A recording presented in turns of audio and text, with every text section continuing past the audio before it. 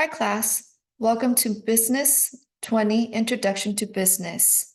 In this lecture, we will learn about the foundations of business.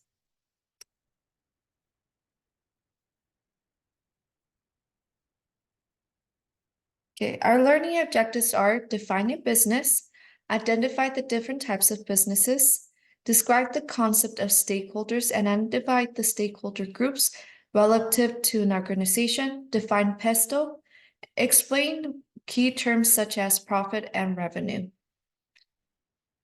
What is a business? A business is an activity that provides goods or services to consumers for a purpose of making a profit.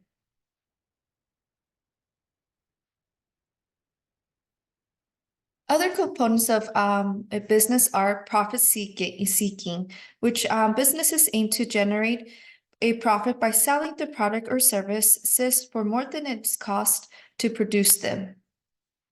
Customer focus. Businesses thrive when they understand and respond to customer demands, delivering value and satisfaction. Value creation. Businesses create value by transforming resources into goods or services customers are willing to pay for. And lastly, risk-taking. Businesses inherently involve risk, requiring entrepreneurs to make decisions and invest resources with uncertain outcomes. Okay, what is the difference between a good versus a service? So goods are tangible items that consumers desire or own, such as your iPhone, your laptop, your headphones, versus a service is services is not a tangible or physical identity, but it's still sought after by consumers. You could think of when you're getting a haircut, that's a service. When you're getting your nails done, when you're going to get a facial, that's a service. Businesses and what they offer. So one type of business is that they sell goods, such as Apple produces and sells goods such as the Mac, the iPhone, the iPod, and iPads. Now, another type of business offering is services.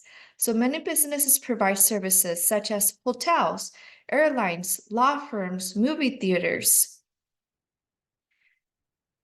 And then there's other types of businesses that provide goods and services. You could think of a car dealership. They sell goods, which is the cars or sometimes the car parts, and they also provide services, which is the automobile repairs. Now, another type of business is a not-for-profit business.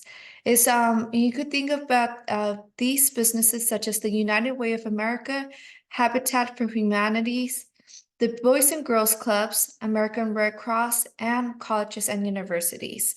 So let's go more into details on what a nonprofit is. So a nonprofit is an organization whose goals are for the betterment of the community and not for financial gain.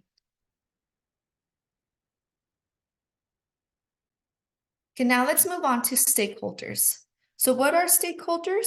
So stakeholders are all the people who stand to gain or lose by the policies and activities of a business and whose concerns the businesses need to add. So who are the stakeholders? So the internal stakeholders are the owners or shareholders who are individuals or entities that own shares in a company and have financial interest in its success. They expect returns in the form of profits, dividends, or capital appreciation. Employees. People are people who work for the company and rely on it for their livelihood. They're concerned with job security, fair wages, working conditions, and career opportunities. In addition, managers are also internal stakeholders. Managers are individuals responsible for making decisions and overseeing the operations of the business. Their interest is in meeting business goals, advancing their careers, and maintaining effective organizational performance. Now let's look into the external stakeholders.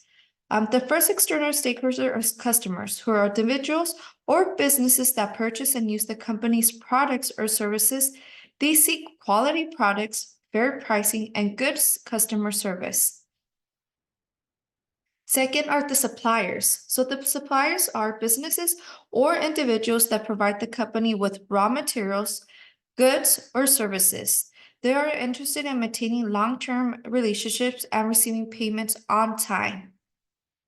Creditors are the banks or other financial institutions that lend money to the business. Their primary concern is the business's ability to repay loans with interest.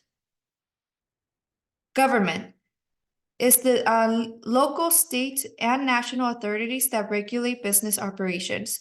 They are interested in compliance with laws, tax payments, and the business contribution to the economy. Community and society, that's the local or broader community in which the business operates. They are affected by the company's social and environmental impact and are concerned with how the business contributes to local development, employment, and sustainability.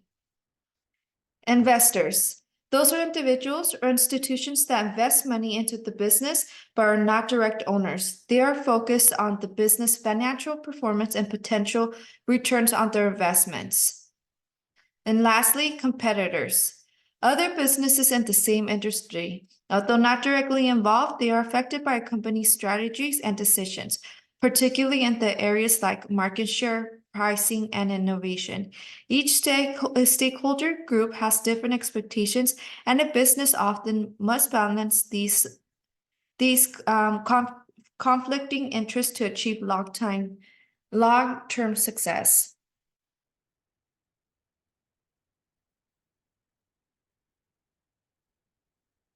Now let's move into the pesto. What is pesto?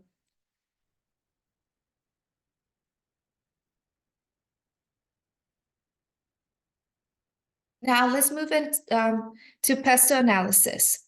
So what is it? It is a framework used to analyze and monitor the microenvironment that can impact a business or organization. What is microenvironment? That is the outside environment in a business. So PESTO stands for political, economic, social, technological, environmental, and legal aspects in a business. So when should a company use PESTO?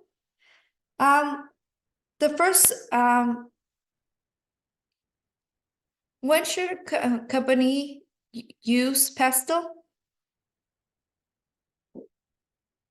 To name a few, one of the reasons why a company should use it is when they're launching a new product or service. The PESTO framework helps ensure that the product is aligned with external market conditions and trends, such as changing consumer preferences or new technologies. For example, a company launching an eco-friendly product would use PESTO to evaluate environmental trends, consumer demands for sustainability, and relevant environmental laws. Second, when entering or exiting a market, PESTO helps evaluate the external forces that could determine the market's attractiveness, such as economic stability, government regulations, or competitive pressures. So how does this work? The company may examine political risks, such as government regulations or potential trade barriers, before entering or exiting a foreign market. Third, risk management and crisis response. During times of uncertainty or when external risks, such as sudden change in politics or economic downturns arise, PESTO is crucial for identifying and mitigating external risks that could threaten the company's stability and operations. A company might use PESTO to monitor political instability or economic fluctuations that could lead to disruptions in supply chains or operations. 4, responding to changes in legislation or regulations. When new laws or regulations are introduced or existing ones are changed, the legal and political factors in PESTO can significantly impact business operations, especially in high regulated industries like healthcare, finances, or energy. PESTO allows businesses to assess the impact of new legal requirements such as data privacy laws or labor regulations and adjust their policies and procedures accordingly. 5, competitor analysis. When a company conducts a competitor analysis to understand the external forces influencing competitors, PESTO helps assess how external factors may affect the competitive landscape. For example, technological advancements may offer an advantage to competitors who adopt new innovations quickly. Companies might assess how political and legal factors such as tariffs or trade restrictions are impacting their competitors and shaping the competitive dynamics of the industry. Now let's look into each factor in detail. Political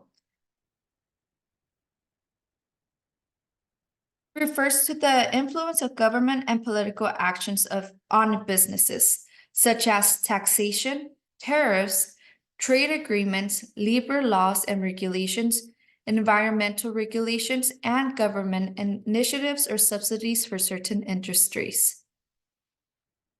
E, economic. The economic conditions that can affect businesses' operations and profitability. This means that such as GDP, which is the gross domestic product, inflation and interest rates, job growth and unemployment, labor cost, impact of globalization, and disposable income for consumers. S is social, which are the factors involved in the social and cultural aspect of a society. Businesses need to adapt to these factors to make products and services that people want. They will need to consider the demographic shifts, such as age, gender, and population growth, changes in lifestyle, attitudes and values, such as increase focus on sustainability, social norms, consumers' behaviors or preferences, and trends in health, fashion, or technology, their education levels, and cultural diversity. Technology encompass the impact of new technologies on industries and businesses. Technology plays a huge role in how business operates. Businesses need to adapt to these factors to make products and services that people want. Businesses that don't keep up with technology might fall behind. So some examples of this are advancements in technology such as artificial intelligence and automation, research and development activities, disruptive innovations that change industry landscape, such as the e-commerce and mobile payments, the digital transformation of business operations, automations, and rate of technological change.